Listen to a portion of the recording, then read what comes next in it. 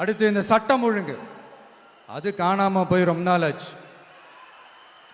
இவன் வேற, இந்த விஜய் வேற, எங்க போனாலும் இந்த மக்கள் கிட்ட இந்த சட்டம் ஒழுங்கை பத்தி பேசி ஞாபகப்படுத்திக்கிட்டே இருக்கான்னு முதல்வர் அவர்கள் அவங்க கூட இருக்கிறவங்க கிட்ட எல்லாம் சங்கடப்பட்டாராம். நாம் என்ன பண்றது? நாம தான் தமிழ்நாட்டோட விசில் ப்ளோயர் ஆச்சே. நாம் எப்படி சைலண்டா இருக்க முடியும்? நாமளும் கேள்வியா கேட்குறோம், ஆனால் பதிலெலாம் வந்த மாதிரியே தெரியல. இருந்தால் தானே வர்றதுக்கு, வச்சுக்கிட்டா வஞ்சனை பண்ணுறாரு. 5 வருஷமாக பதிலே சொல்லாமல் அப்படியே கடந்து வந்துட்டாரு. ஆனால் இனிமேல் அப்படிலாம் இருக்க முடியாது, பதில் சொல்லி ஆகணும். மக்களே, இந்த தீய சக்தி, இந்த அட்ராசிட்டியை ஒரு எண்டு கார்டு போடணும் அப்படின்னா